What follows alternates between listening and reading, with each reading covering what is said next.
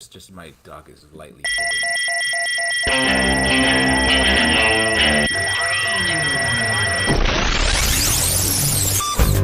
What is up, everybody? Welcome to Comic Book Club. I'm Alex. I'm Justin. I'm Pete. And we're coming to you live from a couple places on the internet. We're live over on Facebook and YouTube and Twitch and Twitter. Maybe you're listening to this later on Spotify, Stitcher, wherever you get your podcasts. It's all good. And guys, we have a great show for you tonight. Oh, yeah. Very excited about this. We got a fresh one. Yeah, we got a banger. We got a banger coming your way, right? That's what people say.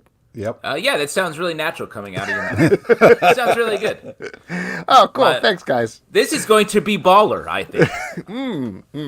We're really going to heat it up tonight. Oh, boy. Oh, boy. All right. Well, why don't we get into it, because we have some amazing guests for you. And we're going to start off right here. He is the creator of the new book, Blacula, Return of the King, among a ton of other things that we love. Rodney Barnes, everybody. Hello, Rodney. Hey. Woo. Hello. Hello. Rodney, so excited to chat with you about all of this stuff. There are a bunch of books you've been creating that we've been absolutely loving, but I want to kick it off with the new one first. Blacula, Return of the King, or rather, the kind of new one. It came out in January, I think. Is that right? Yes. Okay. Well, I've read a bit of this book, and it is an absolutely wild reinvention of Blacula. Where did the initial germ of the idea to try to tackle this come from? When I was 9 years old, my mother took me to a double feature of Blacula and Scream, Blacula Scream. And up until that point, I'd never seen, like, I don't know if you call Prince Mamuwalde, a.k.a. Blacula, a protagonist or an antagonist, because he's sort of like an anti-hero in a weird kind of way. Mm-hmm. But I'd never seen, like, a character of color sort of driving a horror film. I loved the Hammer films as a kid, and I loved the Universal monsters, but we never showed up unless it was for a second.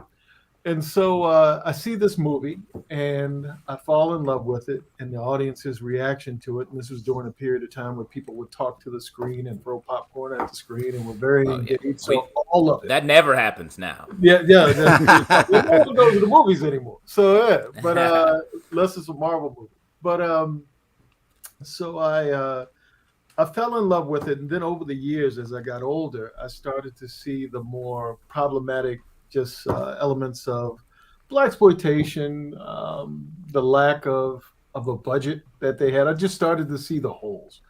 And so as a budding novice wannabe writer, I said, if I ever got an opportunity to sort of revisit this, what would I do? And it always struck me, it was kind of weird to me that in the first 10 minutes of the movie, spoiler alert, Dracula turns Prince Mamuwalde into a vampire. And then we never mentioned Dracula ever again. He just kind of goes away. And I was like, you have two movies now, and he never talks about Dracula or being pissed at Dracula or anything about Dracula. Why wouldn't he go after the guy that sort of ruined his life and, changed the course and trajectory of his life? And that to me seemed like good fodder for a story. Well, so what was it like then taking this and translating this into a comic book? I mean, obviously we've seen vampires in comic books before, but you're taking something that was on the screen and moving it into a very different art form. Expensive. That's the word that comes to mind. Are you talking about the literary rights, or are you talking about the actual doing of the thing? I mean, I guess a little bit of both, just in terms of the process of taking something like that and adapting the property. Yeah, I happened to be talking to Alana Mayo, who's the president of Orion Pictures, who was she used to run Michael B. Jordan's company, Outlier Society. And I was writing a movie for them, and a monster movie for them in New Regency. And just happened to start talking about Blacula. And it was one of those things where the movie had been in development at various times over the last 20 years, and is still in development right now. But I had this idea. And I told her I had, I write comic books and I'd love to be able to adapt this in some way, but have no idea how I'd go about getting the rights. And she said, let me look into it. And within like a week, she had cut through a lot of the red tape, and as Orion is sort of connected to MGM, and gotten the rights for me and worked everything out, and started thinking about the story in more of a okay, now it's gone from theory to this could possibly happen. What exactly do I want to do? And the first thing was the look of the book. I think you needed a bridge from the 70s blaxploitation idea of what Blacula was to a modern day idea and look. And then it was trying to factor in what do you keep from that era and what do you sort of modernize. And I always liked the William Marshall, late great William Marshall, who played Prince Mamuwalde in the movie. Always thought he was the best thing about the movie because he took it so seriously. It was almost like Bela Lugosi in a way, the way he approached Dracula. And I was like, all right, the way that he spoke, he was so eloquent with the way that he talked, and he was a Shakespearean actor, and he had done Othello on Broadway. And I wanted to write a book that sort of was an homage to him as well, and the way he approached the character. And then also trying to be empathetic to the idea of a vampire that woke up 50 years later from the movies to a world that moves a lot faster with technology. Its sensibilities are different. And factoring all of that into a larger idea than just a guy who kind of ran around the hood fighting people. And then the next thing was who was the best person to sort of art-wise partner with. And Jason Sean Alexander and I partnered on Philadelphia for 30 issues. And we both know each other really, really well. And so then it was a matter of convincing him to find time between all of his various projects to come in and do the art. And I think he did a fantastic job. And the rest is history. Yeah. It's really great. And it's interesting to me that you're talking about sort of taking the Blacula time period and moving forward, because I also think you sort of look back, like the last page or two really feels like it's referencing like Nosferatu even. Yeah. It feels like you're taking in all of sort of vampire cinema in a way. Yeah, I didn't want to limit. A lot of times, movies like this, movies like Blacula, they sort of segregate themselves in the way that they're presented. And I wanted to bring Blacula into not just the modern world, but also the modern idea of he's part of a mythology that goes beyond just him. There is a Nosferatu. There is, in the Bram Stoker book, Dracula was a devil worshiper. And there was so much more to the idea of being a vampire than just sucking blood. And so how to broaden his world, both intrinsically and extrinsically. How do you take that and connect him to the larger idea of a bigger world? Part of the canon, it feels like with vampires, there's the canon, the vampires, and then there's all the different sort of subgenres. And I feel like with this book, you're elevating Blacula to that like full on canon.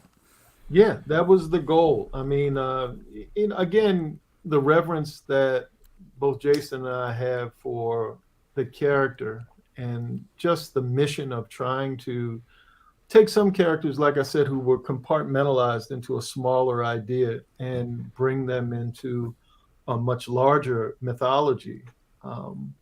That was the goal. Well, I think you achieved it very much so. I mean, I love the mix of art and idea here meet in this really amazing place. And what's great is the art not only kind of leans into the horror aspect, but the suspense, the way that we're kind of off and running in this comic is such a great thing. You were talked about the kind of the setup and the premise, and I feel like sometimes with the comic that can weigh it down a little bit, but the way it's just kind of like laid out and then we're kind of like off and running, it's just so exciting. As a reader, it really gets you excited for what's to come. Congratulations. It's such a cool look, not only looking book, but just like the whole premise, the setup is just, it gets you really excited for more. Thank you very much. I really appreciate that. Well, I mean, on that note, given that you're a couple of months out from the release of the book, we actually had a comment here. This is from behind the scene. Rodney Barnes has created a modern horror universe, and it's super dope. Is this, in fact, a kickoff in your mind of a modern horror universe? Is Blacula just sort of the tip of the iceberg? And will it be super dope? I guess. Follow. That's the most important. It's already super dope. That's always a subjective, idea. Never. When I get to the point where I'm praising myself, just shoot me. Somebody come by. That's when I know it's over. I mean, I think I would love to be able to do more with Blacula. The character doesn't belong to me. I'm sort of leasing the character from MGM, so they sort of play into the idea of where I can and can't. Everything I do have to ask permission for. So far, they've been fantastic partners. That said, I love Monster Squad. I love the idea of what would Frankenstein and Blacula look like? What would, the classic Lon Chaney idea of a Wolfman? And, what would those characters look like in a different setting, in a modern world? It's this weird thing, I think, sometimes with, I remember when I had a meeting with Universal, and they were talking about sort of not ditching the classic monsters, but they didn't know what to do with them because it's weird. Yeah. A lot of those monsters were created in a different time, and tonally, they fit the time that they were created in more so than today. So you either make them jump higher or move faster, or they run faster, or whatever it is to sort of fit. We're not as scared of mummies as we used to. Exactly. It's like anything that moves slow. It's like you're not afraid of them in the same way. So I think trying to bring those characters into today's world and sensibilities really requires a lot of intrinsic work. Like you keep the classic stuff and the trauma that brought them into the idea that the creator had. And then you take modern day trauma and ideas and all of that, and you put it into their sensibilities. And so being able to sort of play with that world that I was all of this, I guess the secret, I should let the secret out. I'm just reliving my childhood. Yeah. Good for you. Things that I like from the ages of 8 to like 11, I'm trying to redo so that, my inner child will grow up and somehow feel complete. Nice. Now, I did want to ask you, not to take a pivot here, but I did want to talk about one of my absolute favorite books that's coming out right now. There's the 4th issue is coming out tomorrow, Monarch, which is phenomenal. So good. I'm almost hesitant to talk about anything about it in particular because one of the absolute joys of reading the book is we read a lot of comic books on the show. And the first issue, you always get there's a setup and there's a twist. And after that twist at the end of the first issue, you're off to the races. You're like, okay, now I know what the premise is. But at least the first 3 issues, it feels like at the end of it, it completely upends the premise of what the book is about every time out in a mind-blowing way. How difficult is it to plot something like that out? It's incredibly difficult. And with Philadelphia, it's the same thing. Jason, we're talking about how he has no idea where I'm going to go with the book because I do this thing where when I'm sitting there and it feels like just a regular plot, like I'm a television writer primarily. That's where I started, was in television, and still I'm in television. And I always hated TV shows where you knew exactly where everything was going. And it sort of had this rote kind of plot-driven narrative where this thing happens, then that thing happens. And just like, Alex, like you said, like there's this predictable methodology that, people approach these stories from. And I wanted Philadelphia to be a character-driven story to where you went inside of the character and hopefully you empathize with whatever the character is going through. And Monarch sort of has the same thing, except it's with kids and a childlike sensibility. There's a degree of innocence in the face of danger. And so being able to jump around at different kids gives me the opportunity to sort of recreate the story and to start over again and give each kid their own stage to kind of operate from. And to me, it doesn't feel medicine-y or syrupy when you're able to just completely dive into how the kids are feeling and what they're going through and just try to imagine. And again, to use the word empathy, to be completely empathetic with what the kids are going through. To me, that guides the plot and that takes me in a different direction. So the character stuff is harder, but it sort of informs the plot stuff. Well, it feels like it's almost event based. At least these first few issues have been like it's built around. And when you're writing that way, do you sort of put the event together almost like a diorama, and everyone's on the board? And then you're like, okay, I'll switch perspectives, or are you just flying by the seat of your pants? Sometimes, if it's according to what real life is happening in my personal life. But yes, primarily I create a set of characters, and if a character is in a book, the character has a purpose. They're not just there to die, or they're not just there to feed another character's whatever. And I try to give each one of them a platform. I try to give each one of them, a lot of times they're all aspects of myself, fears, the virtues and the vices. And I try to build empathy the same way I'm trying to be empathetic with myself. I'm doing it with the characters as well. And so to figure out, to me, that helps me connect with people better / characters, if that makes sense. Well, let me ask you about something that's almost the complete opposite of what we're talking here on Monarch. You've been writing the Mandalorian comic book, right, for Marvel, which that's a direct adaptation of each episode of the show and each issue. So versus what you're saying, where you can upend the apple cart at the end of every issue, here you have the thing scripted out for you. That apple cart is that's all the apples are there. I just they're glued together. The apples are glued. It's already applesauce, man. So talk about the challenges with that, because it sounds like the exact opposite thing. The easiest job in the world and the hardest job in the world at the same time. The reason that relatively easy, because it's more of, once you've already got the thing. So once you have the thing, and you've sort of been, you have your marching orders of what you can and can't do. You're sort of in a place where, okay, I'm really just trying to figure out how to take something that's an hour and to make it 30 pages, which is a half hour in scripted television. And it's more of choosing what stays, what goes, or how you're going to, pacing is the biggest thing. If you can pace it to make it feel like the same experience that you get from the TV show, that's the goal. You don't want to focus on one thing too long. You want to be able to keep it moving. And really, the best part about it are the artists. It's not really me. I try to create a map, but George's, Jante, and all the other guys that have been a part of the process, they really are the key to what makes those things work. And I got a couple more that I'm doing in the future. And I just love being a part of Star Wars world anyway. So, it's kind of fun. Yeah. One other, and I know I'm jumping through conversational topics here, but for those who are listening who may not know a little bit of your backstory, like you've been saying, you've been working in TV for a very long time, going all the way back to, very notably, The Boondocks is something that you worked very heavily on, which is awesome. Runaways, you worked on American Gods, which we love. Heels, one of my favorite recent shows. Winning Time on HBO, just about, that's sort of like the top line, some of the stuff that you worked on.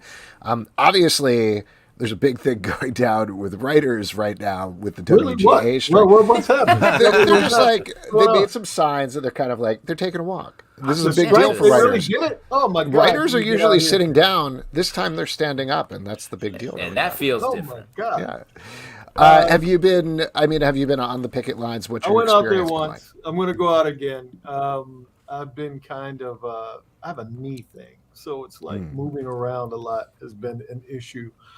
Football has come back to haunt me, but I'll be out there all next week. Yeah, I mean it's unfortunate, but one of those things that sort of comes about every 3 years, where you look at the circumstances, and I don't think we've ever gotten a great deal, and you have so many things like AI coming in to play. You have writers' rooms being smaller than they've ever been. You've got many rooms where a lot of writers are being underpaid and their weeks shortened, so that when you get a gig for 9 weeks, you don't know if you're going to work for the rest of the year, and so you're sitting there waiting. You can't take another job because they've got your rights. I've been in a couple really tricky situations where I've been in one mini room where it was a 10-week room. They were paying me scale. And I got an offer to do another show at my regular rate, and I couldn't go. And a show that was going to pay me for a year. And I had to stay on this show, and the work was complete, but they had my rights. And I've had another show where it went 3 months over, and they stopped paying me my regular wage and paid me scale. And there was nothing I could do. There was nothing my agents could do. And I was just kind of stuck in Toronto for 3 months. And so it's just one of those things where you can't do multiple things at a time, or it's tricky. It's so many things as writers where you're sort of in a position where you have to do so much for free before you ever get paid. And I don't know any other area of the business that operates in the same way being a writer in Hollywood does. And it's so essential to the actual making of television and film that you think we would be treated a lot better. Yeah. Yeah, and coming off of, I feel like the last deal during COVID was one where it was like, we'll deal with it later. So this was almost like 2 back-to-back fights where we skipped a fight year. So that's why it's such a heavy story. It is. I think this one is going to go for a while. I think we have no choice. I think a lot of the issues are the types of issues that are expensive, and they prevent the industry from doing what I think it naturally wants to do, which is embrace it the way it wants to operate versus things that are in the writer's best interest. Yeah. Before we let you go here, Rodney, I know we've talked through a bunch of different projects, but anything else in particular you would like to plug? Wow. It's so many things I'm not supposed to talk about, but Perfect. But you're List them going real to. fast. Go. Yeah. well, I'll do my best. A couple of books with the big two, more books with Image, more books with Zombie Love Studios, just a lot more books. I mean, I think anybody who is in the world of comics, we do it because we love it. And, for me, that's basically what it was. I started reading comics when I was 5 years old and was a huge Neil Adams fan. And then comics sort of evolved and he did a cover for us for Philadelphia. And, just being able to, again, revisit my childhood and something that I really, really loved is an honor. And so I love being in this space and being part of the community. We do have one quick question for you here from the comments before we let you go. This is from Derek Mainhart. Loved Nita Hawes' Nightmare blog. Another book with a cool 70s feel. Any chance we'll see more? You will. She's in Philadelphia right now. She is part of the main Philadelphia book. And, when things sort of settle down, because there's this big thing going on in Philadelphia right now, once all of that sort of shakes itself free, you probably will see. The odds are you'll see Nita again at her home. Right. Awesome. Rodney, thank you so much for coming on. We've been loving your stuff. Can't wait. Thank you for all your work. Thank you Great for to all talk to your you, work Rodney. and everything you do. We really appreciate it, man. It's amazing. Good luck out there in the picket with your knee. Yeah. Take it easy. Thank you. It's a knee brace like Joel Embiid. I'll go out there and fight. Yeah. Yeah, exactly. There you go. Awesome. Have a great night, Rodney. Thanks, guys. You too. Take it easy. I appreciate you having me. Yeah. You bet. It's an Anytime. honor. All right, there we go. Once again, that's Rodney Barnes. You can check out Blacula, Return of the King at bookstores everywhere right now. Also, you can other stuff we mentioned, Philadelphia, amazing ongoing series, Monarch, 4th issue hits tomorrow. It's awesome as well. And the Mandalorian Marvel comic is coming out now, among other stuff. Why don't we bring in our next guest? Very excited to have them here as well. Ladies and gentlemen, Brian Michael Bendis and Michael Avon Oeming. Hello. Hey. Yay. Guys, Hello. so excited to see you, so excited to see both of you, and so excited that you're both working together again. I know that hasn't exactly stopped, but it's always good to see. Behind the scenes, there's been no break, but we'll gladly lean into the false drama of the reuniting. Yeah, what a reunion. It's like a reunion tour. Back together again. Wow. We see each other multiple times a week. We live nearby. I work with his wife all day long. But sure, reunion. Play up the drama. It's like a reality show vibe. I'm glad you both settled your beef enough to revisit this book. Yes. The reason we have you on, this is coming out tomorrow, is the first issue of Murder Inc. Jagger Rose. Is that how you pronounce it? I don't know why in my head I keep going Jaeger Rose, like a Jägermeister, but You have a there drinking go. problem. That's College break. But that's the reason we're having you on. It's a sequel to United States of Murder Inc., bringing back those characters and situations. Before we get into it and talk about the book, though, I do want to mention one thing, which is we have one of the folks who watches our show and enjoys our show is a professional chef. His name is Brett Macris, a.k.a. Stray Bullet. That's what we call him here. Bullies. There you go, Pete. And every once in a while, he'll design a drink for the show. He usually curates a drink. And so he made one for this week, which is the Murder Incorporated, tying into it, which I got right here. It's a little rye whiskey, Averna Amaro, Falernum, Fernet Branca, lemon juice, and lemon peel. And it's very surprising and delicious, and it's a little dark and murky, like the mob itself, I guess, is the idea there. Oh, nice. But yeah, Can you it's good forward stuff. that to us? Absolutely, Yeah. I will absolutely So we forward can it make to that you. part of the thing. I love this. Yeah. Please express my genuine delight about this. I love this. He's the head chef at a place called Kushan in New Orleans. One of the best restaurants in New Orleans. If you're ever down there, I had Pop my in. honeymoon in New Orleans. Oh, cool. There you go. So you should, you'll for the get back second there. honeymoon, go to Kushan. It's always been on our list. It's always been on our list. So yes, I'm hugely honored. That's a Thank you. tremendous honor. Thank you so much. We will try to make those drinks. I don't think I have those ingredients. I'll have to go get them. Yeah, you got to I don't know get what it booze into I'm the dusty, like old mafia liquors is where those are. All right. Yeah, that's great. Thank you so much. Very well, cool. Now all great we have drink. left now, Mike. All we have left is our own strain. That's all that's left. We can talk about that now. I have some very good ideas. Good for you. Good for you. Like the Joe, but for weed. Yeah. Well, listen, it's a great drink, and it's also a great book. We got a preview of it, and I really love this. This is just to kind of set it up. I mean, we mentioned this just before, but this is essentially a world that's been taken over by the mob. Is that correct, or most things in the world? Yeah. It's a crime comic, full stop. And but for in comic book language, it's an alternate history where somewhere in American history, and we do show you in previous volumes, and it was based on some true stuff. That's the other cool thing too, is that there were times in American history where the aggression between the mob and the United States government was so on the tipping edge that there were moments that could have happened where the mob could have put their foot down and really like challenged the government. And there was a couple moments, particularly after when Kennedy was assassinated, when the shit was hitting the fan, where the families got together, and a couple of the families said, yeah, tell them go fuck themselves. What are they going to do? All right, tell them it was us. And everyone get back to work and stop fucking around. Like, fuck around and find out, right? The guy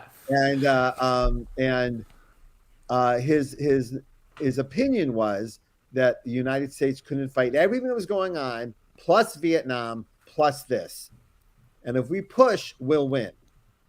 And if that would have happened, is where we are. And you know, it's so funny because Mike and I were for years planning on doing like a true crime historical novel. I remain obsessed with the true story of Murder Inc., going back all through our history of American society and how we're, the mob and America were built in conjunction with each other, hand in hand, sort of working together a lot. Yeah, and though the mob keeps like rebranding, and calling themselves other things, it's always there. And so I find that absolutely fascinating. And I had originally sat down and really started working on a Murder Inc. like true story. And a few things came out. Like I remember, Frank Darabont did Mob City, which was like a true crime show. And I remember seeing it, and it was really good. But it was like I'm learning nothing new. I like we know all of this. Like all of this has been told hundreds of times at this point in many mediums. And then Mike said back, "Well, what if the mob never what if we hit that beat? And he put it out there, and he like yes-anded this into an alt history. Yeah, the question was like, well, what if the Awesome. FBI never came down on them in the 70s and the 70s and the 80s specifically? Like, what if the FBI hadn't really put the screws on them? Like, what would have happened? Because when we were thinking about new crime stuff, realistically, like the mafia is just nothing like it used to be. I mean, they're on podcasts now talking about like we have them on yeah. next. Actually, they're on more next. like a ghost dog now than it ever was before. So like, to create a new mafia would just be, you'd have to create an alternate universe, because it's just not like, the good old days or whatever you'd want to call it, No, Having done so many. Go ahead. Okay. No, I was going to say next week on Smartlist, Paul Anka, who is Jason Bateman's father-in-law, goes on, and he's talking about the mob in ways they never talked about it back then. Like here's who controlled us. Here's what they made us do. Here's how we did it. I was like, wow, they never talked about that back in the day. But it's always been a huge part of the entertainment industry and a huge part of the society. And we thought, what a great way with this alternative history that we built, we can talk about all this real stuff without pointing any fingers, getting in any trouble. If you want to have fun, ask your parents. Like, if you're about our age, like 40s or 50s, ask them if they ever had run-ins around them. And like, I was talking with my aunt and uncle one day, and they just started to them it was no big deal. They had a mafia phone where the guys like paid them $100 a month in Kearney, New Jersey, to just use their phone at any time that they wanted to in the 50s or 60s or wherever it was. Well, and it was like sort of like talking to them, and you find out, wait a minute, like that was in so many people's lives on so many levels, down to using somebody's phone in an apartment all the way up to City Hall and stuff. And talk to your family about it. Like, people don't realize what great stories they're holding on to. And honestly, it comes out very casually. It's like, oh yeah, I went to a mob dentist for several years. Like, what? What does that even mean? But it's real. There were like shadow services for like almost everything. Like you're saying, it's like, oh, I had a mob. In Jersey, when Sopranos came out, we started playing 6 Degrees of Mafia, like trying to figure out, like, well, I've never been involved, but oh wait, there was that time I was working for so and so, and then that thing was going on, and sooner or later you figure out, I was like 1 degree away from mafia stuff. And I'm from upstate New York. My dad worked in Utica for a while, and he was like, "Yeah, the entire town was run by the mob for a while. We can talk the whole city. Wow, that's how convenient." So Cleveland, Jersey, Utica, we all had the same observations, and that was part of like just finding a unique way to like get into that truth. Was exciting, and so I was so grateful to Mike for cracking that open, because it just from there the characters went flying out of us, the world, all the history, where the pieces all laid together in the history of it came flying together, and it's the book I'm just so proud of Mike and Taki on this book. I can't even express it in words. It's such a huge leap forward from a place that was already amazing. So it's great. So from a creative perspective, you've done so many crime books where it's like the small, like, let's focus on the details here. And then this is like, what if it's all crime? So then how do you approach the story? Is it like much more top down and like building outward rather than sort of upward? How does it work? Well, it's always character first. If you're not doing character first, you're gone. There's so many comics and movies and TV shows with what a world. I don't care. Like, it's just, look at that production design. Why am I looking at it? It's you really do. If the characters aren't speaking a truth, aren't speaking their truth, your truth, something that expresses the human condition, then it all goes away. And I always get that, and I'm making a little joke here, but as a fan of things and knowing what I know about how to make these things, when I see that essential part missing from a pitch, like, who is it?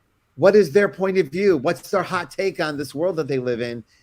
There's nothing to love, right? And when I see it missing, and my heart breaks, because I see all this hard work and beautiful designs get lost, and we've all seen it. And the pandemic was filled with amazing sci-fi with no interesting characters, and so it starts with Jagger and Valentine, and what do they want, and just you always go to the basics. What do they want? What happens if they don't get it? Why now? all these things that you just answer those questions, and you'll find yourself with a very strong narrative to tell your truth. Well, so jumping ahead to this iteration of the book, why was this the right time to bring this back now? Given that you had that first series, what was there more to say about it, and what needed to be continued? Well, first of all, we just love this. We love this world deeply on a level that I don't think we're supposed to express publicly without sounding like I don't know. It's right next to love power this world. It has allowed us challenges creatively, narratively, visually that we set it up for ourselves, but we were able to get there with it. And that's very exciting. It's also the world of organized crime is something that weighs heavy on Mike and I, and this has allowed us an opportunity to dive in on levels we couldn't before on any of our other material. And we love Jagger Rose. We love her so much. We literally just love her and her journey. And this storyline takes her somewhere from beginning to end. So the good news is, if you've never read Murder Inc. before, which used to be called the United States of Murder Inc., but we rebranded because those are all words people aren't into right now. You put them all together. Marketing negatives.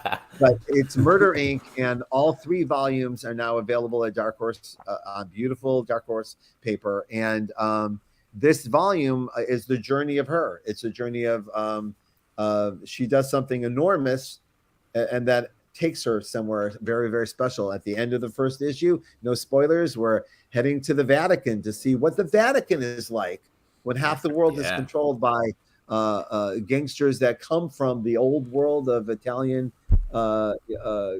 gangster world, and we'll see some huge changes that have happened to the world because of it.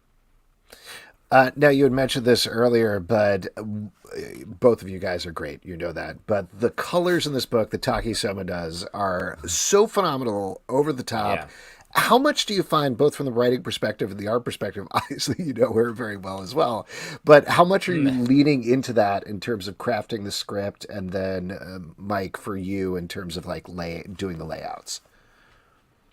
I mean, I just know when Taki when she's coloring, she's telling a story with her colors.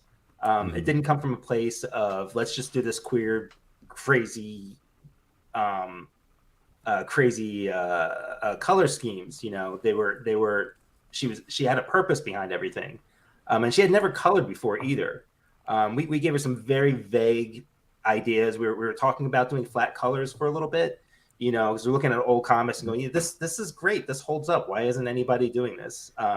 And then Taki found a very specific way to express everything from greed and anger, envy in these pages. And so when I'm drawing them, I'm actually not thinking what she's going to do, because I already know that she's going to follow the story because she reads the scripts and she knows exactly what's going on. And she's going to turn it around into something completely unique. And it's been one of the best surprises in my entire career, is not just to work with Taki on something, but specifically what she's doing. It's one of the most unique coloring voices in comics. Taki, are you in the room? No, she's downstairs right now. Usually we're side by side. Yeah. That's Mike and awesome. Taki, for those who don't know, Mike and Taki are married. He loved her colors so much he put a ring on it. And Taki and I teach together at Portland State and on the Substack, which we're actually going to be doing in an hour from now later. So Taki, on top of being this amazing colorist, is a full-fledged comic creator. She's an amazing graphic novel out from Avery Hill. And so when we're all together as a band, let's say, it's trying to figure out how to use everyone's skills and tool sets. Everyone, Mike can write. Mike doesn't need me to write this. Taki doesn't need us to draw this. It's all of us have a strength and a skill, and when we come together, we elevate. And so the way we do that is by considering each other's talent and what we do. I think about Taki and her palette with every page I type. It's because what part of the philosophy that went into this is we see so many films and TV shows just full on poaching the advances in color theory that have gone on in comics over the last 20 years. Like you see a that's lot of such a good point. graphic novel advancements in John Wick. Let's just say John Wick stole everything that was going on in comics 10 years ago visually, and God bless, and I love it, and that's why I love that thing more than anything. But it does make you go, oh, right, well, that's not, like, they keep taking from us and we keep taking from them, but it's got to be an elevated conversation, right? We have to like push each other. So the idea was, okay, don't John Wick this, let's take it to the next level on that. And we broke it down to like complementary colors, like the colors are now broken down to 2 colors that work against each other. And that idea was to see like what other mood it could cause, like other than just full color, big reds, big blues, like what else can we do to create a mood and a tone? And that's the philosophy behind all of these scenes. It's really interesting to that connection to TV and film, where it's like, I feel like the switch happened from like production design to like color correction, where they're literally doing it like comics do it, where they go in after and change the colors to what they want. Oh, and I've had a couple of like privileged moments where I've walked into some production places that have nothing to do with comics or us, and I see a lot of comic book stuff on the vision board. Yeah. And, like you walk into the office and you see like John Cassidy, Alex Maleev, just like Darrow, like all these people are up there, and like, oh yeah, they're looking to us for inspiration because we are the no budget inspiration board, like like stuff that's on our pages didn't cost anything, so they look to us sometimes with a lot of envy and inspiration. And when I walk into these rooms and I see, oh yeah, they're all over us, then it's up to us to like just run ahead of them and see what else we can find. And then the flip of that is, I feel like in this book, we're talking about the color so much, but like it feels like it's almost like thrown light, which I think is a cinematic thing that we don't always see in comics, and I think that is a real separator here. Yeah, I agree. It's a huge, that element has gone from Powers all the way through to our other work. Like Mike's relationship with Shadows is something I admire, and it speaks to me greatly. Like it spoke to me like when we first met, and it speaks to me now. Like every time Mike hands in the page, I get that same like visceral feeling, and that goddamn, why can't I do this? And we're doing, and he and I do share and discuss a lot of philosophy about this and share inspiration constantly, even if we don't have a specific thing. Like if I see something cool, like look at the cool thing, put it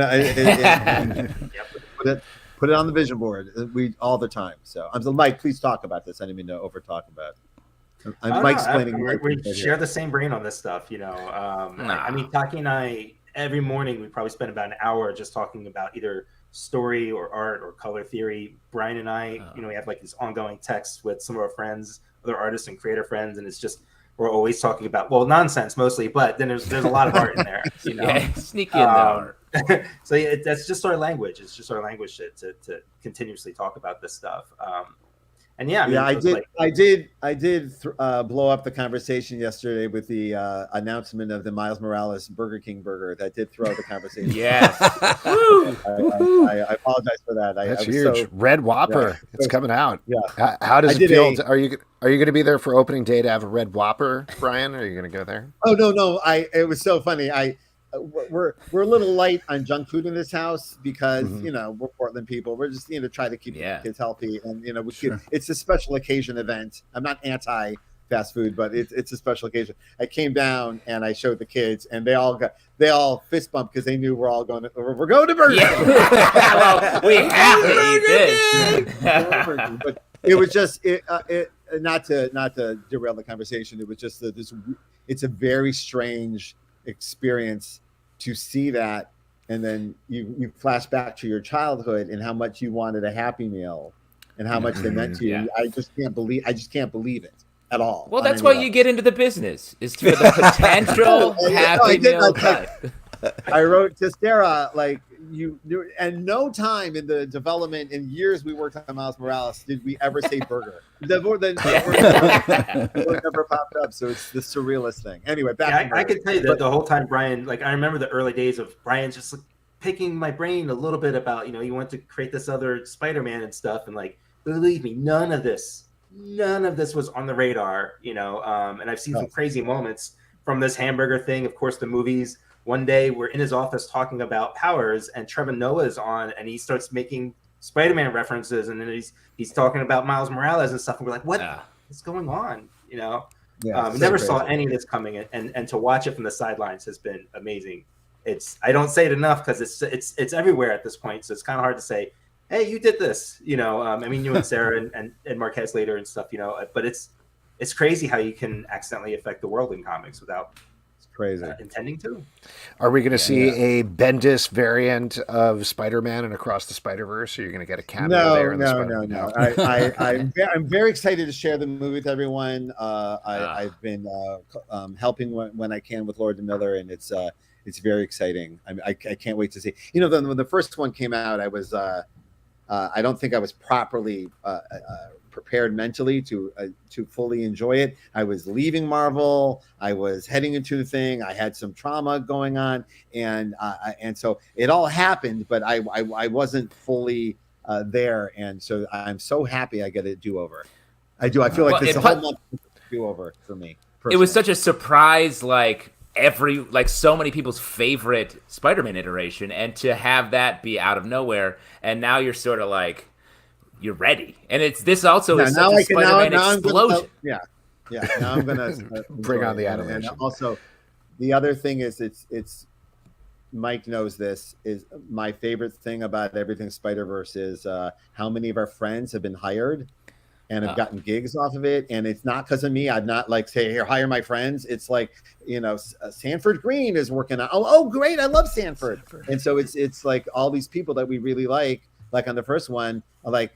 After it was done, Bill Sienkiewicz goes, hey, I just did the poster for Spider-Verse. I'm like, I would kill to have you do this poster.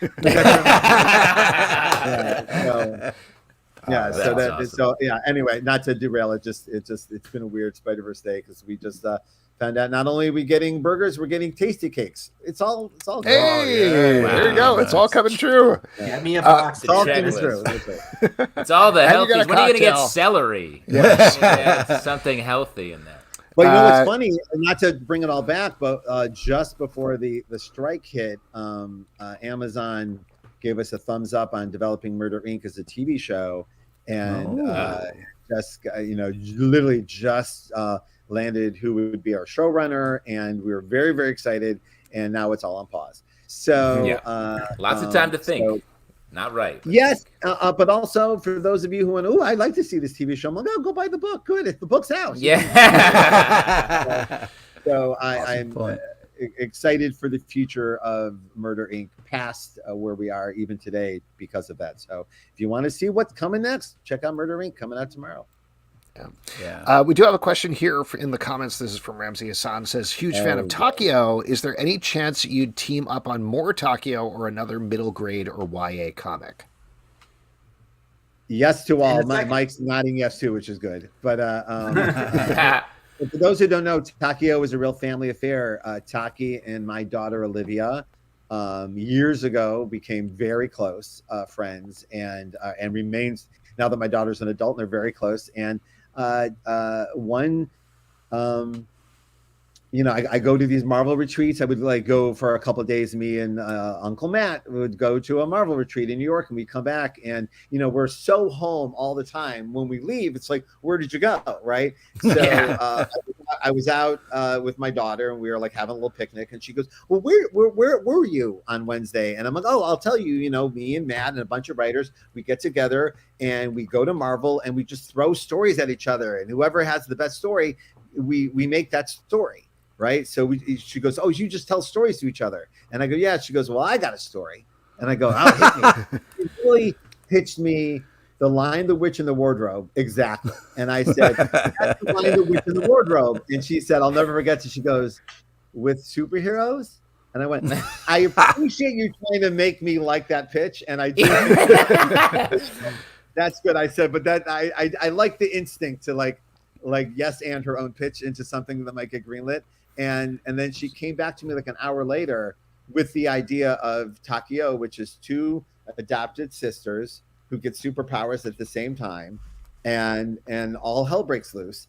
And I was like, that's a really good idea. And then I'm like, did you get that from Mike Harley? Like, I want to make sure that it wasn't stolen or anything. And no, it was an original idea she had. And I went to Mike and I go, am I nuts or is this a thing? And then he just started drawing it. And my daughter actually said, it's Taki's my older sister and I'm the younger sister and I'm driving her crazy. And I was like, I think we're doing this. And so we did a couple volumes and they did really well for us. And the only thing that kind of stopped us is that Olivia is in film school now. She's an adult making films, and it's hard to like look at 7-year-old Olivia as a thing. And you know, so yes to doing more. We love the genre, we love the space, and we actually had a third volume that we wanted to do. We just got distracted by Murder Inc. So a lot of times it's just a matter of, oh yeah, we did that, and we want to do other things, and there's only so much time in the day.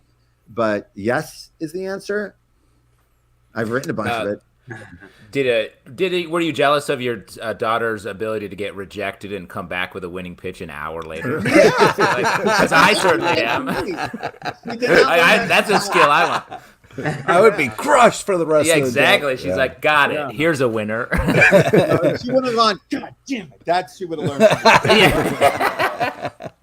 We got another one here. This is from Michael Tillman. Any updates on when we get more Phenomena? Yeah, it's happy to report we're on board. If you follow Phenomena is a book series I do with Andre Lima through Abrams, and it's the only book I have right now that isn't at Dark Horse. But it's this it's this wonderful another and it is YA too, technically. So if you're looking for more YA, this would be it, just not from Mike and myself. But yeah, the second volume will be out for Christmas this year, and so will volume 3 the next year. It's a 3-volume series, and if you follow Andre on Instagram or myself, you can see how absolutely stunning this second volume is, and it was already stunning. I can't believe what's coming out of this person and how quickly it's coming out of him too. It's quite stunning. So it's coming. If you want to watch it get made, you can follow Andre on Substack or follow him on Instagram, and you can watch it unfold if you need a little Phenomena boost. It is again I'm so amazed by Andre. I'm just like, I feel like I'm just holding on to for dear life to be part of the collaboration. It's amazing. Not to take a swerve, but Mike, I just wanted to give you a shout out about Blue Book, which we have been loving. It is so good, and it feels like nothing against this book that we're extensively talking about, but it really feels like it's taking your art to a very different level and a very different place. The angles that you're using are very different. What has this experience been like for you, and what has it been pushing you in this way? It's been really great working with James. You know, he shares the same love of weird, fringy stuff that I do, the same sort of sensibilities.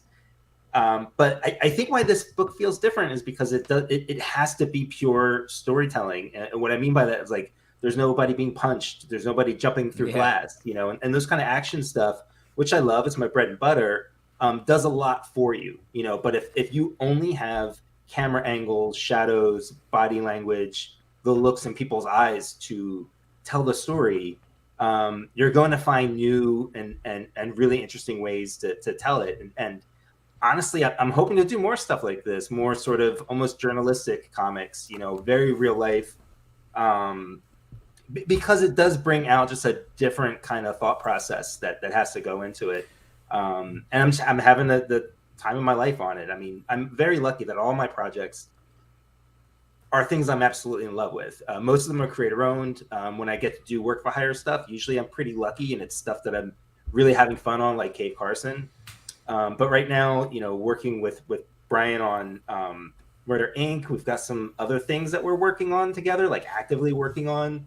And Blue Book, it's just having the time of my life. I feel like once you've been doing something, oh, go ahead. No, I was just to say, you know, I've known Mike a very, very long time, and this is such a good idea for Mike. Like, Mike has been to UFO conventions. He's like, and we actually put UFOs in Powers for me to, like, just give Mike what I know that he needed. Like we're on our power thing. Like this man is obsessed with UFOs, and I just and it brought our UFOs into the thing. I was reading Alien Agenda by Jim Mars to meet my partner halfway, and that's so friendship. When Blue Book came about, I was like, oh my God, I can't believe it's finally happened. A perfect book for Mike. That's awesome. So good. I feel like once you've been once you've been doing something for so long, like you're saying, like guardrails or limitations, like this book has to be this specific. Actually, is the challenge that feeds you a little bit. Like, what are other versions of that you would look to for both of you? Like, what's the next sort of like? I want to do something where I have to do it this way, or like where there is a barrier there. Real quick, I'll just say honestly, I love the weirdest thing in working in comics over 30 years. I've learned my favorite thing is limitations. Like it used to be like, you want to have this mindscape that's just wide open. You just throw in all this kind of ideas and like, just be existential and crazy and stuff. And like, I've learned the opposite, like in my writing. And I learned this from Taki, because when Taki wrote her book, Sleeping While Standing, it's a biography and each story is told in 4-page increments. So she had big experiences that she had to edit down to 4 pages.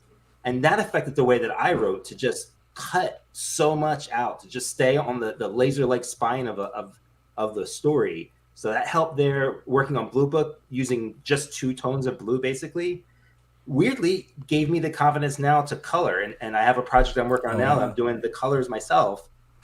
Because of those limitations that I learned in the Blue Book, it opened up this whole other thing for me. The same thing with the storytelling in Blue Book. Those limitations have helped me move on to do other stuff. So it's the weirdest thing, that limitations, being able to force yourself to stick in a lane, to not say certain things, or to not do certain things, is weirdly way more freeing, because you become much more focused than if it's just this wide open plane of an imagination museum that you can just go crazy in. So what would that hold for the future? I don't know. I think Brian and I are constantly, one of the things I love about working with Brian, he's constantly pushing me. I'm happy to do what's good and go, wow, this is good. I'm done. This is good. And Brian's like, no, what's the next thing? Like, we he never wants to do sideways moves. He always wants to push it to go further. And between the two of us, I'm just excited about the next thing that we do.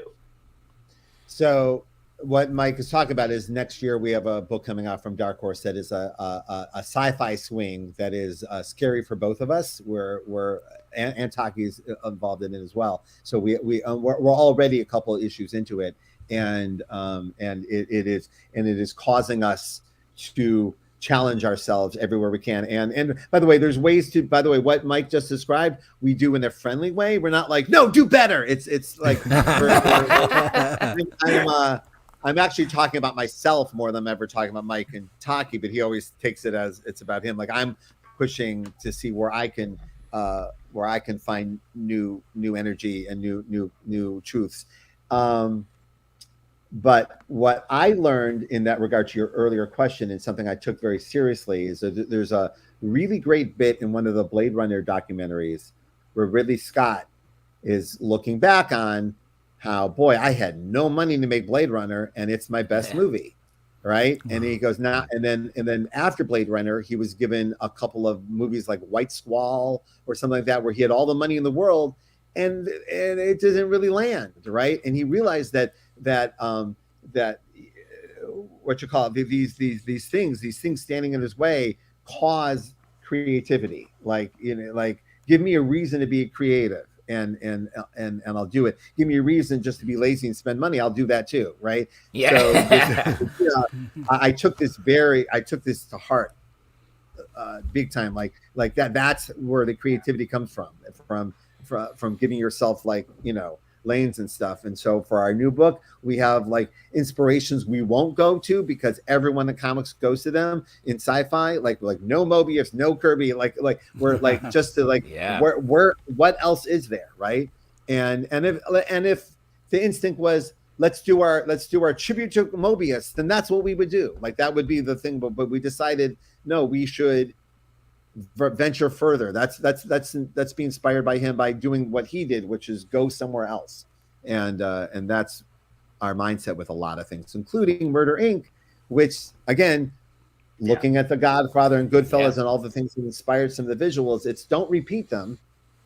Be inspired by them to find another language, another visual, and another angle on the scene that no one else has done before. Well, I mean, tying into this discussion a little bit, I think as we've been talking around, as fans of both of you guys, we've been reading through these books, it's been so exciting to see you in this really creatively fertile period, is the way that I put it. Like we mentioned Blue Book, we didn't talk about The Ones, a book that we absolutely loved, that was so funny and so fun and sharp and creative. I was very excited about that. But, I mean, people always want to know, like, are you going to go back and do more DC and Marvel stuff? I'm curious, is that something that you feel a hankering for, or given that you are pushing yourself so creatively right now, is that the place that you want to sit in at the moment? I have to be careful. There's so many people like hustling for work, and I don't want to sound bratty, but I was on the hamster wheel for decades, and I was running fast. I'm doing 5, 6, sometimes 7 titles a month. So like in that 20-year period, I did like 38 years worth of freelance work, and I'm proud of all of it, and I'm not bothered by any of it. And just this week, DC asked me to do something, and I went, ooh, and it gets you a little bit still. No, the 22-year-old in me went, God damn, you wanted it. Like 22-year-old me wanted this email so bad, and I would have to say no, thank you, because I'm doing other things right now. Also, I came from the very high class problem of my stuff is out there and it's still being absorbed by people, and the movies like keep the books in the top sellers. I mean, stuff pops up selling really well that from years ago that I didn't do. So that stuff's all still alive. So let it be alive and don't compete with it, and put out news, and putting out new stuff is where my heart is. And I feel I'm more scared. It's more scarier to do new stuff. Like it would writing Spider-Man again would be the biggest hug in the world. It would feel so snuggly. It would be the snuggliest thing. It would feel so good. And working the little bit that I've helped on the Spider-Verse movie has kind of like takes that edge off a little bit. Like I'm still talking about Spider-Man today, so it's like in my heart, I'm still doing Spider-Man, even though you're not seeing any Spider-Man from me, other than the movie will be here soon. But so my world is a little different. So I'm trying to live the life of my heroes and do that which scares me more and challenges me more, and to do the things I don't know if I can do them. The Ones was something like I have never done, like a comedy. I've done stuff that had comedy in it, but doing a comedy was like, all right, Mr. Comedy Nerd, show them what you got and give it a shot. And I felt that way about Pearl and The Ones, where when they come out, I have like real opening night jitters. Like I have real anxiety about them coming out, and I know, oh, that's the good feeling. Like if I'm like you hear writers talk about all the time, like the thing that's right up to embarrassing is the good stuff, right? And and knowing that and feeling it are two different things. But once it's out, and like, oh, okay, that means that I'm in the right place. So right now, I have the privilege to be able to create new stuff with my friends. The audience is allowing us to do it. I would be a fool not to take full opportunity to create as much new stuff as I possibly can. Also, not to overly answer the question, when I look back on things, the only thing I kick myself for is more new stuff, please. I think about George Lucas created Star Wars because they wouldn't let him do Flash Gordon. And I tell all my friends that when they want to work on Batman, I'm like, okay, but where's your Star Wars? It might be in that inspiration to do Batman might also be your Star Wars. So I'm not saying don't do Batman if you want to do Batman, but boy, it's exciting to create new stuff from scratch. It's exciting. It's scary. It's all the things. I love that. And Mike, you would sell out at a moment's notice, right? Yeah, I just I also I'm not like, I know some people like leave Marvel and DC. They go fuck Marvel, fuck DC. I don't feel that in my heart. Yeah. A lot of people are doing amazing work. I wish them all the feeling I had when I was doing it. I felt completely fulfilled, and I want everyone else who gets there to also have that feeling as well. So, and that's again, by the way, tomorrow someone like CB might call me up with something. I go, fuck, I have to. Great caveat at the end. But I will say at the moment, this is my journey is set for the next couple of years of doing, like, all our books are scheduled for the next couple of years. It's all creator owned, and that's very exciting. Awesome. That's great. Yeah. Well, I love that, honestly. Like, we've been really happy and really excited to see the things that both of you guys are doing. It's just fun to pick up a new book from both of you at this point. Not that it wasn't before, but just seeing things like Murder Inc. and Jagger Rose and not knowing where it's going to go is very exciting. Like we said, Blue Book, awesome. The Ones, hilarious. So this is great. I'm very excited, guys. I'm looking forward to more from you coming forward. Well, thank you. If you can, give Mike Oeming a follow. He's been posting work on Murder Inc. and Blue Book and all of the other projects that he's working on with Taki and with other people. And you get to see an artist in the zone. Look, I've known Mike. Where are we at? 25 years now, Mike. I watched Mike as his biggest fan. I can't believe the run he's on right now. It's unbelievable. Oh, thanks, man. It's pure, beautiful cartoon creativity. I love it. And I will say, to tie into this, on my YouTube channel, I recorded the entire process for the covers for Murder Inc., which all connect. It's a 6-issue connecting cover. So it's like 20-something hours of live art process. And I go over, like, using photo reference and what a resource, and reworking stuff and trying to connect things all together. And you just Google the name on YouTube YouTube, and you'll find it there. Awesome. And before I let you guys go, I do want to bring up one comment here from YouTube because I thought it was very sweet. This is from Stray Beans. I had a baby 6 months ago and I named him Christian, partially after Christian Walker from Powers, which I kept secret from my wife. Well, man, now she knows. Secret's out. Now she knows. I'm thrilled about this because and Mike knows this, like, before I had kids, I used up all my favorite baby names on our characters, like the names I really love. And by the time we had children, not only had I used up all the names, but then I had also tortured all the characters in terrible ways. So, like, Jessica and Dina, like, I told my daughters, there's a world in which you were all named Jessica and Dina, and but I couldn't name you that after what we did to Dina Pilgrim and Powers. I couldn't. So it makes me thrilled that when these names find their way out in the world, and we've had quite a few Miles have come into the world since Spider-Verse, and that's kind of amazing. Yeah, it really is warm. It really is lovely. That's awesome.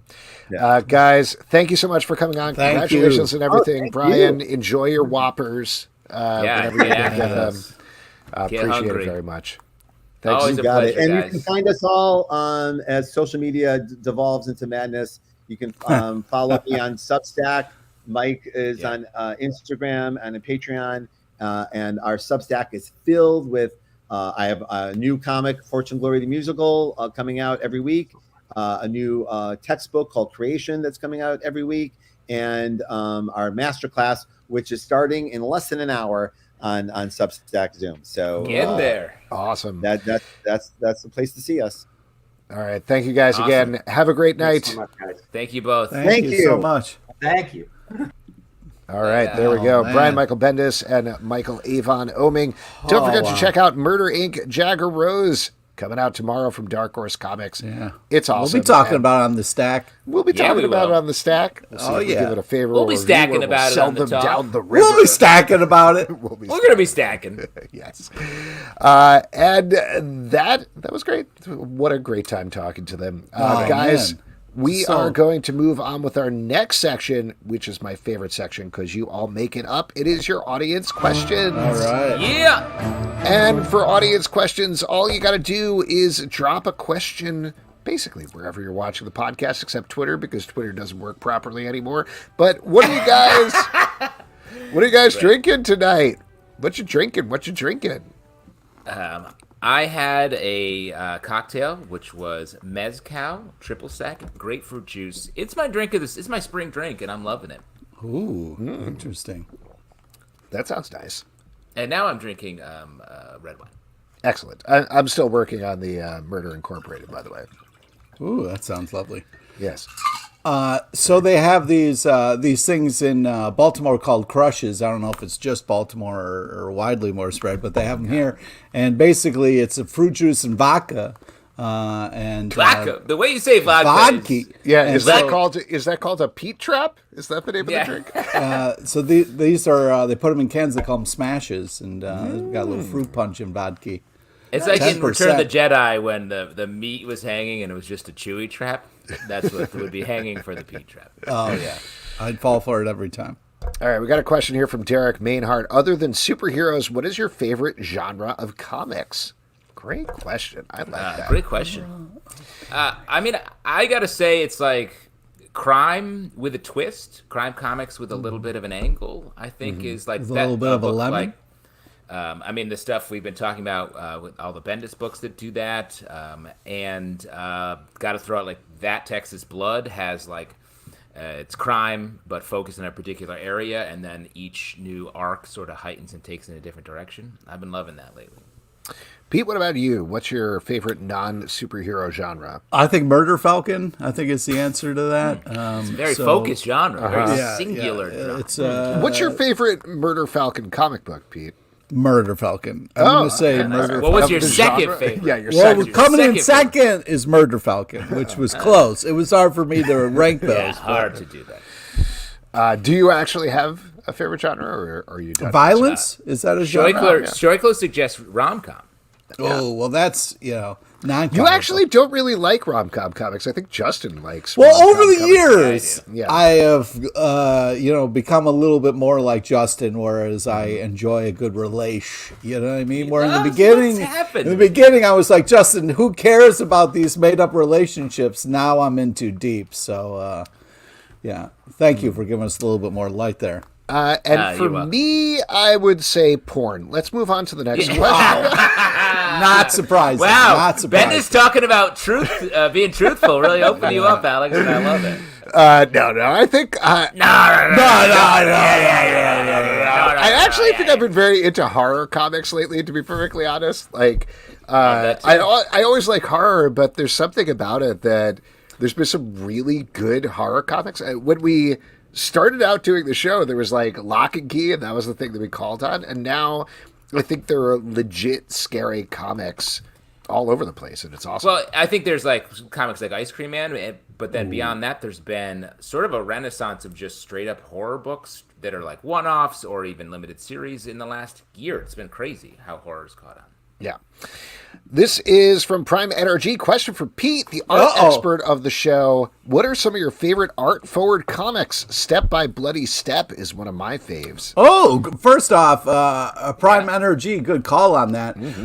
There has been a what I call a renaissance of non-words in comics, which has just been glorious. A renaissance of non-words. Yeah, so it's been nice to get let's get rid of all these stupid ideas and thoughts and just let the art do the talking. I don't know, man. I think that the Beasts of Burdens, comic when that first started, and that was, that was all watercolors, and it was such an interesting kind of genre to see, kind Jill of horror. Thompson. Yeah, Jill Thompson. Yeah, just to see kind of like intensity in a watercolor was an interesting kind of mood. And it really kind of took me to an interesting place. So I just think stuff that moves you, stuff that's different, that kind of jumps out at the panels at you is always amazing. I would throw out, if I may answer Pete, art expert of the show, if I could jump in here. The first thought that comes to mind here is Art Brute, the W. Maxwell Prince comic. That is not only using a lot of different types of art, but is about art. And I thought that sort of, while still having words, it's not part of the non-words renaissance, something we adhere to now. It really does push the form, and it makes you look. You're looking at art, but also thinking about how art works on our brains and lives. Yeah, I don't know if this is exactly the answer you're looking for either, but I'd say a lot of the Jeff Loeb, Tim Sale stuff definitely leans into Tim Sale's art.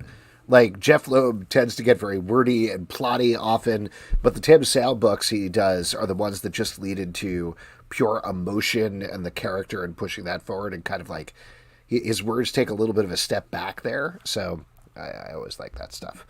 This is from Edward Doherty. The Flash isn't out yet, but why didn't they just make a Michael Keaton Batman movie instead? Come on! That would have been fucking awesome. I would think that maybe it would be a lot of stunt double, not Michael. I don't know. I don't know what kind of mobility he's at, but that would be the only thing that I would. He's in his 70s. He can move around, right? Yeah. Sure, yeah. He's but dancing. I mean, 12 hours a day, day after day, I think Sure. would get a little. Absolutely.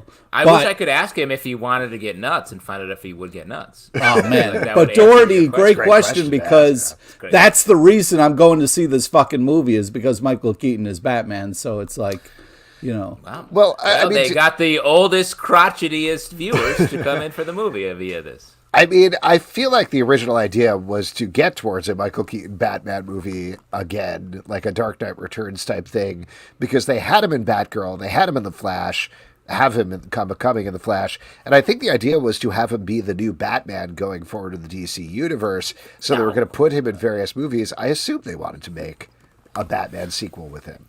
I think it's No? it's a headline. I don't think they wanted to do a full-on Batman movie with Michael Keaton as the lead because I think that's like the opposite direction. That's literally appealing to people who have seen all the older movies. Like I think that what they want to do is get the headline of that and have it. How dare you say that? How dare you say all of this on Beetlejuice 2 date announcement day? oh yeah.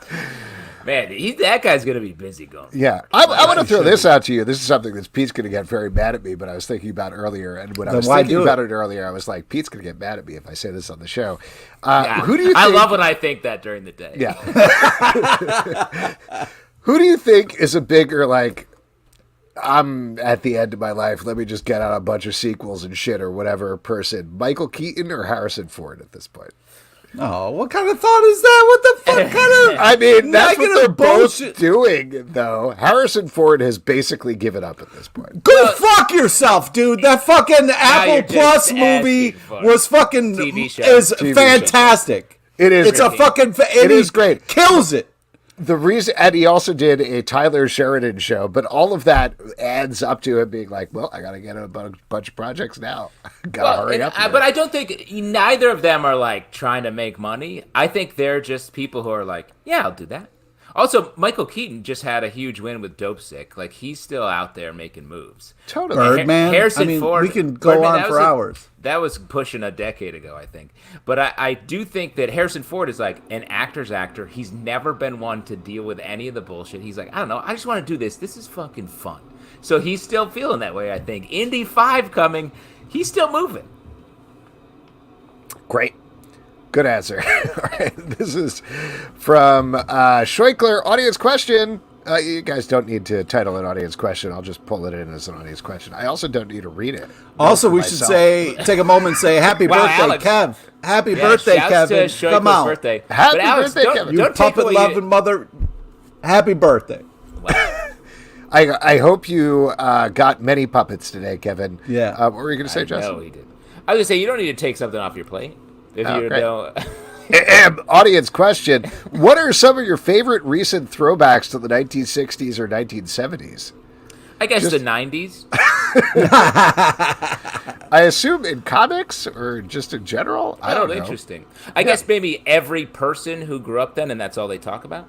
You know what I mean? all the like time. Like all of our parents. How about in comics, the scumbag? That was a pretty good throwback to the 70s. Great answer, Alex. I love that man. answer.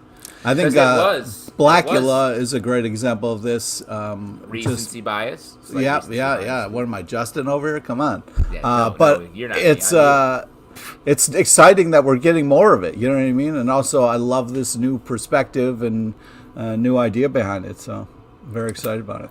The first answer that comes to mind is sort of a weird one, but I would say Ryan North's Fantastic Four feels like it's going back into real like science premise based storytelling for the Fantastic Four. It's all about them and very family oriented, but a lot of it is getting into like very specific concepts, which is what it felt like back in sort of the Silver Age Fantastic Four stuff. Our next question. Oh, were you going to say something else, Pete? And then I'm just, I'm very excited for the return of disco.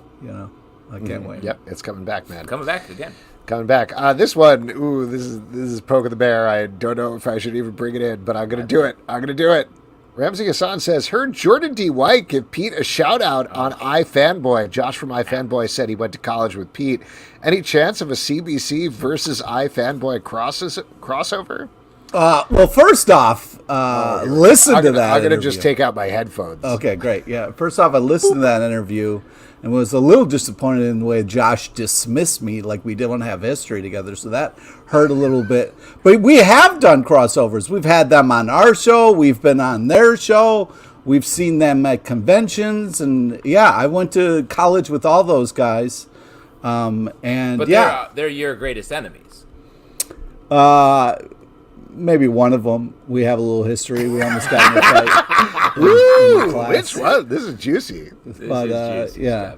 Yeah, which one of those guys has a funny It's the one that nickname? most looks like Zalbin, if that helps at all. Wow, that's that explains I can see. everything. Does that explain everything? Yeah, it's all Wow. coming together, man. Oh man.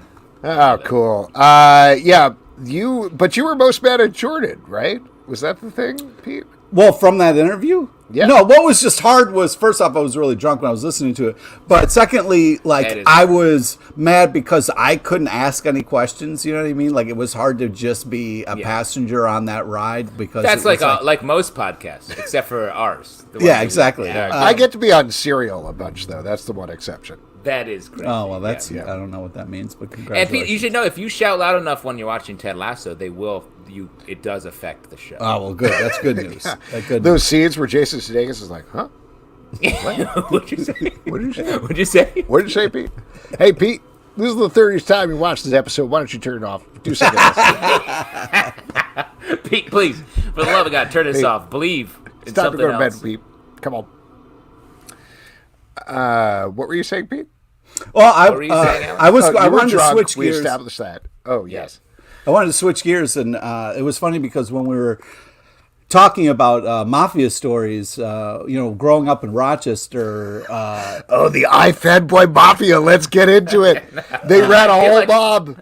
It was a whole production racket. I'm stepping away. That's how they got Literally- the fucking money for their fucking podcast. The Yeah, mob, man. it's a mobcast. I was That's why we stepping hate away them, 'cause we're from heroes. the question. I was stepping away from the question for a little bit. That's what I said when I was switching gears. I didn't want to tell the story while we had very important people on, but in Rochester, the east part of Rochester is called East Rochester because it is crazy Italian and, there's a lot of influence. And growing up, I worked at a golf course that wasn't far from there. And this guy would show up every week with a different car. And he would just pull out this wad and peel me off something. He would call me Little Beady. Hey, Little Beady, take care of me today. And one time I thought I was going to get whacked because I accidentally forgot the make of his new Cadillac, and I put it in this other guy's Cadillac, his golf clubs, and he called the country club and was like, well, fuck the Little Beady, put my clubs. And I was like, holy shit. And I was running around checking people's cars, and I finally found it, and I thought I was going to get killed. But it was crazy to kind of see that growing up. Like, these guys could do anything they wanted on the course. Like, they took range balls to the first tee. And just And in golf anything terms, that's a crazy thing. that's a crazy, You do not, but you like do it was. not take range balls to the first. It was, And by the way, kind of Pete, I just crazy want to part. mention, thank you for not offering up this relevant story during our discussion and instead staying silent for 45 minutes. Well, I didn't want to. They were. They don't want to fucking hear my story. You know what I mean? It's like, No, course of they do. course We they are do. talking. It was a discussion, man. Come on. But anyways, this isn't I Mob Boy. Am I oh right? boy. Good slam. Oh, Alex, you're why- sounding stop. a lot like the guy Pete hates, whose name, as we all know, is Alex Zelman. Oh, yeah, I'm on both podcasts. Exactly. Yeah.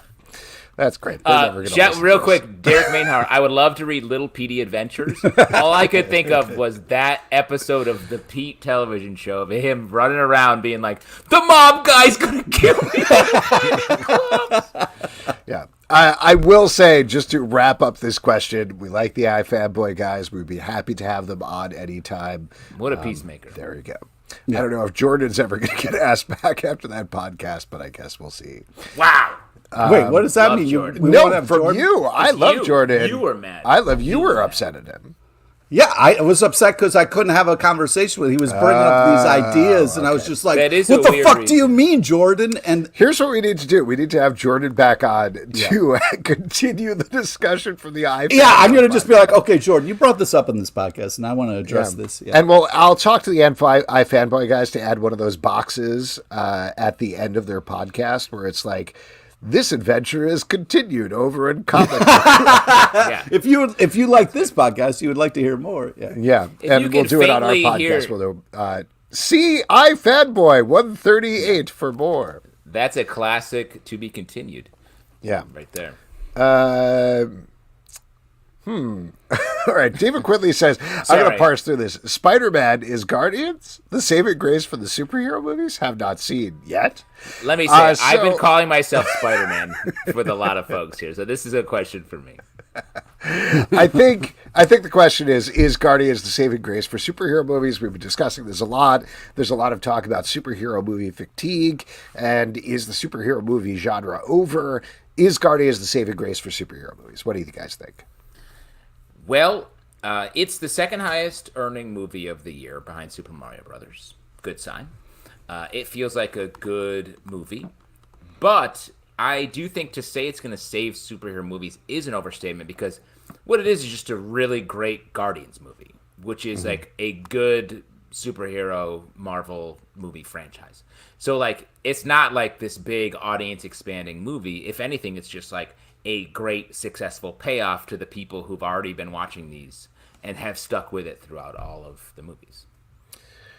Yeah, I agree on that. I think we are in a period. There have been enough misses at this point, at least in the popular opinion, whatever you think about the movies individually, that every movie is going to have to prove itself for a while. And I honestly don't know. Like, I legitimately think, and I know this is a very nihilistic way of looking at it, but I legitimately think Marvel is a place right now where they need to have another 10 years of nonstop hits with all critical acclaim in order for people to be like, okay, great, Marvel is a dominant force. Well, and that's fair. Or It's not fair. Well, but I think it's fair to They say have to that have 10 years of hits so they can people can shut up. I'm not talking about how I feel personally. I'm talking about like the popular narrative, because what happens is through news reports as well as through how fans interact with anything, there is a narrative created. So the part of the narrative we are in with Marvel right now is it is in its struggle era. So where does Guardians fit in on that? Well, and I think to your point, they need to keep succeeding, because the story now isn't about the creative swings they're taking in the movies. It's about success versus failure. That's what Marvel movies are like. Did it hit or did it not hit? As opposed to like, was this a really good movie? And so I think that's why the real answer for this question, the saving grace of superhero movies, is Spider-Verse, I think. Spider-Verse has the chance to be like, this movie's such a hit. This type of creative swing is what the future of superhero movies in reinventing Or the Blue Beetle. genre. Or Blue Beetle, maybe, but like, and that looks like a good movie, but it still does feel like it's in the box based on the trailer of these other movies, where it's just like a good version of this movie. I haven't seen it yet. So, yeah, and we'll see. I saw the Marvel's movie trailer a couple of times before Guardians, and that looks very fun as well. So maybe we'll see that these last couple of movies were an aberration, and we'll move forward from there. Who knows? This is from Derek. What is your favorite genre of porn? Personally, I would say horror for me. What about you? Yeah, guys? we got that. We know. Would you stop repeating yourself? Horror porn. Yeah, you are really into it. I just shout at the screen until they do what I am asking them. Oh, Ted Lasso porn? Yeah, Where he's like, exactly. hey, Pete, Hey, I know you're super would you turned on wanna right see- now. would Turn you this off. wanna You see watched me it do? 30 times, Pete. I just have Believe. I have Believe Alex, I'm about to come. Oh my God! Dude, I just have Alex forward me whatever he's into.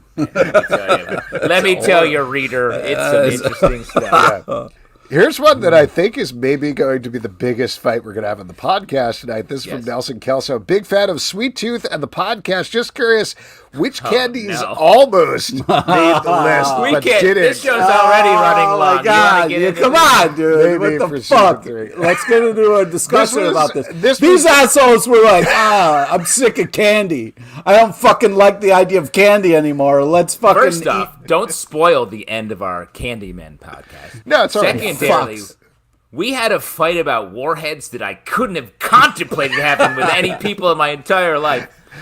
Pete refused to eat warheads like it was warheads eating... fucking suck. Yeah, it's candy. Oh my God! Yeah, I don't know. I think we texted each other a bunch of lists of candies, and ultimately Pete was like, "Only want to eat chocolate for the most part." You have strong feelings about candy. Yeah, surprise! Wow. I have strong feelings about things. So yeah, I also have a problem with candy, and so I had some strong opinions about the different kinds of candy, and then these guys weren't into it. They're like, man, I don't know, I don't like it. Yeah, I don't think it was much like Warheads was the biggest fight in season 3 of the Sweet Tooth podcast, but I think mostly it was sending a list, particularly in the second half of the season, and being like, what do you think, Pete? Please don't fight with us. Just choose something so we can move forward. If I remember correctly, it was Pete sending a list and us being like, we've covered chocolate with caramel and nuts 5 times. It doesn't matter. If it's a different candy bar, it's a different candy bar. Yeah.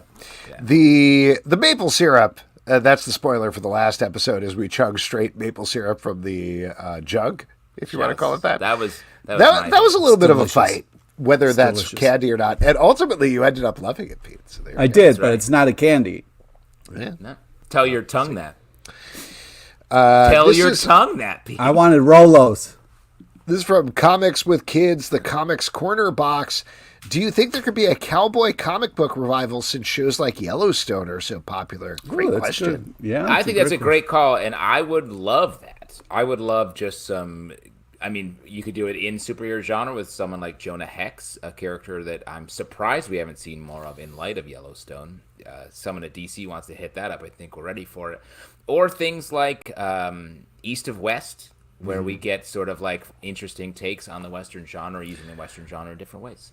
Well, the thing that's, I think, actually kind of, this episode is wild. The thing that's kind of interesting about this, actually, is you would think, and there certainly have been Western comics, but you think the sort of thing that Yellowstone is, which is soap opera, would lend itself to comics, because comics are also essentially soap opera. But I think comics have become more premise driven, like we were talking to Bendis and Oeming about a little bit. So they've kind of moved on from that a little bit in a certain way. That said, I do think somebody doing like a Jonah Hex thing where he settles down on a ranch or something like that would do very well. I love Jonah Hex. Yeah. Yeah. And just to shout out a recent one, there was the Grootfall issue of Guardians of the Galaxy. Yes, that great call. was Western. I don't know if that's going to continue with further issues, but if you got a Western hankering, you can check that out. That issue did feel like it was setting up the next Guardians arc, and that issue, while is also Western, it is so much Firefly / Serenity that if you like those books, get it. This is from Derek Mainhardt. Audience question. What are some of your favorite audience questions? Great stuff. Oh, man. We've had I some like checking great... in with Alex's porn habits. Yeah, There you go.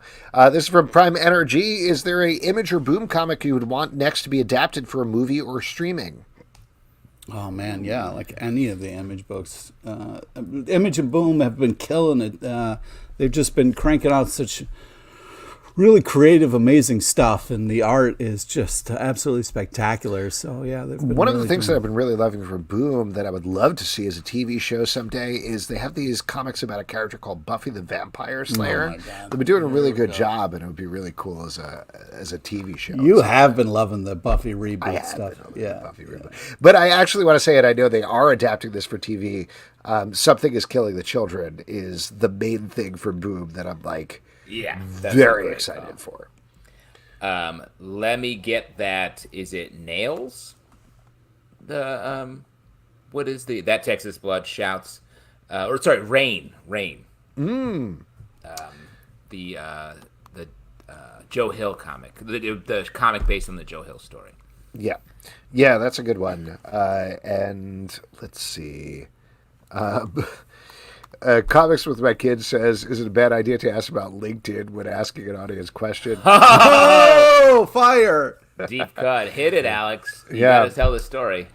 Sure. So the story is this is back when we were doing the live show. Do we have time to get into this? I'll do the short version of this. Oh my god! We were doing the live show. The show is already so long, and yeah, no, I know, but we're gonna go 3 to 4 hours for this one. Wow. We were doing the live show, and somebody stood up and was like, "Hey, I have a question. Why haven't you responded to my request on LinkedIn yet?" And it was somebody who had applied to a job that I was hiring for. I think it's this person. Oh my God, it's definitely not. But it was somebody who had applied to a job that I was hiring for, who came to the live show to find out why I was not hiring her for a job. But how did she frame it up? Because it was definitely like we all thought I was about to be implicated in some sort of sex scandal or something like that. It was very much like Jacques Hughes. Yeah, she was like, I have something to ask you. It was. I think it was something like, "Why haven't you hired me, Alex? I hit you up on LinkedIn." Like it was like a very. I thought you were gonna lose your mind.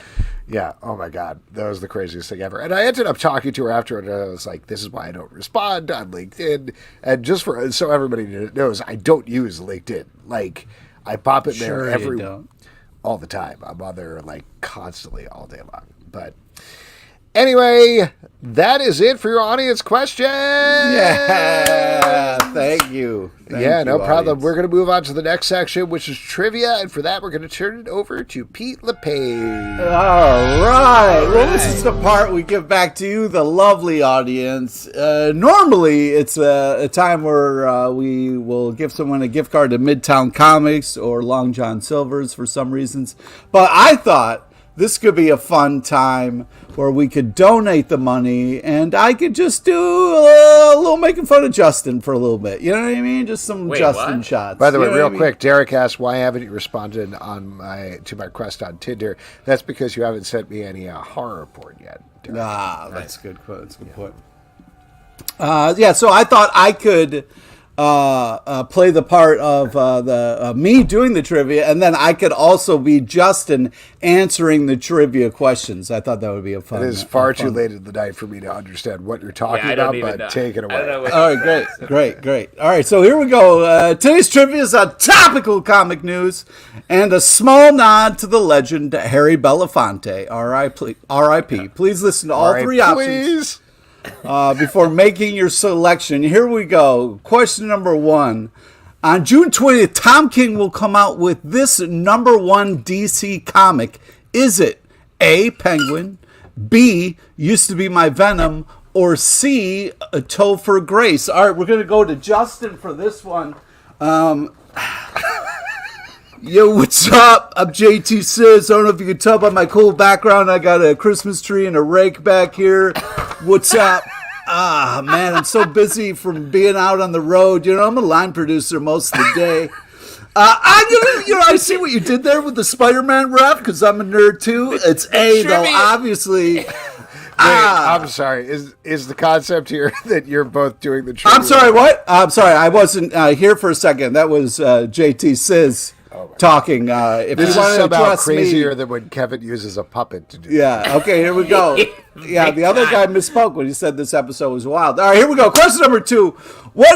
Justin? Question number 2. What is being teased that will happen in the Quiet Council in the upcoming Immortal X-Men number 12? Is it A, it will erupt in violence?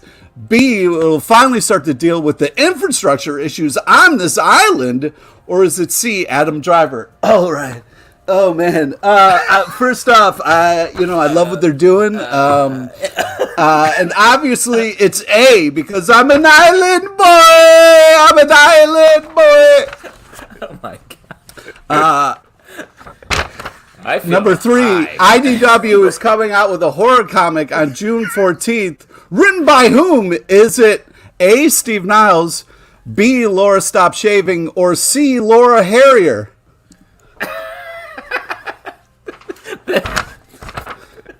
Oh man! I was gonna. Hey, I see what you did there, man. And also, the comic is called Burnmore. Got you, Pete. Stay away from Wells, kids.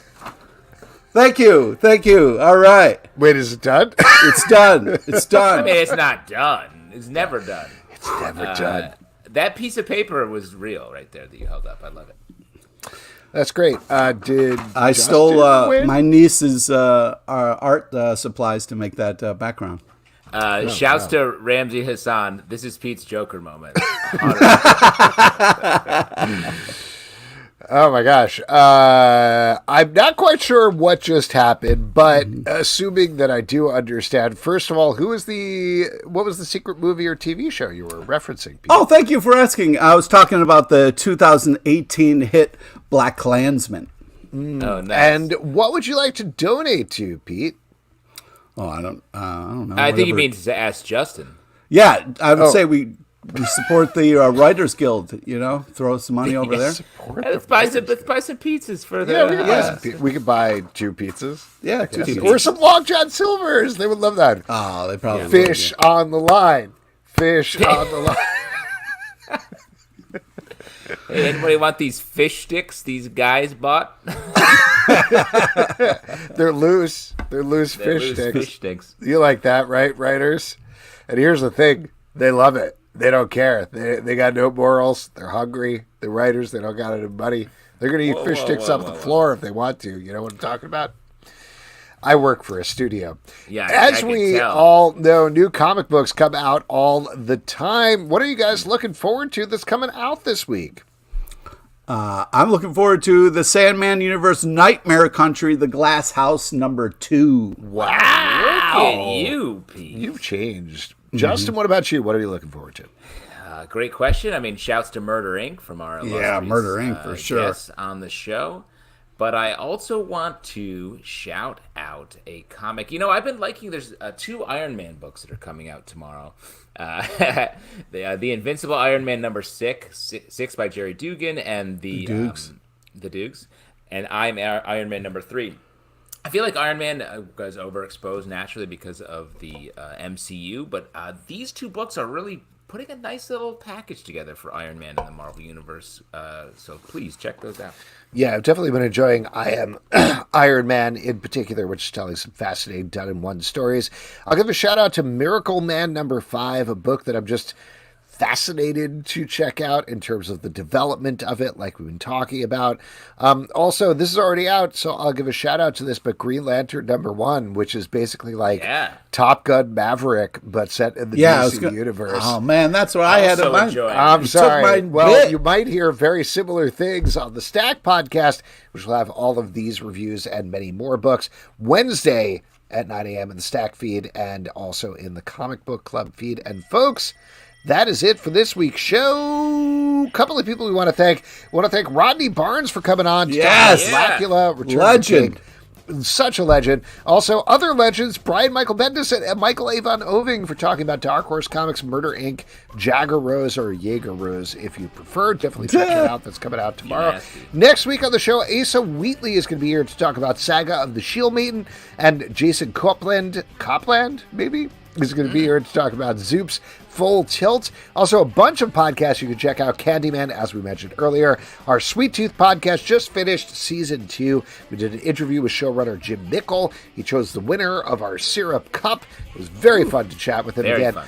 Sons of a Gun, our DC podcast. We just put up a required reading episode all about All-Star Superman, where we talked about that for an hour. That was very fun. And Marvel Vision, our Marvel podcast. We talked about Guardians of the Galaxy 3-hour spoiler review went up. Riverdale After Dark, our Riverdale podcast, is posting weekly. Patreon.com/Comic Book Club to support the show and all the shows we do. Don't forget to subscribe on Apple, Android, Spotify, Stitcher, or the app of your choice at Comic Book Live on Twitter, Comic Book Club Live on Instagram or TikTok, comicbookclublive.com for this podcast and many more. Until next time, good night. Thanks, everybody. I gotta put my kids to bed.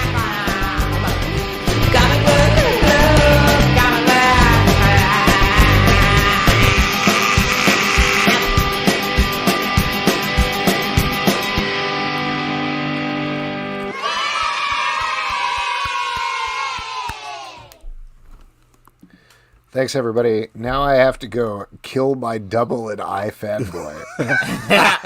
I think this is just how we are now, guys. So, sorry.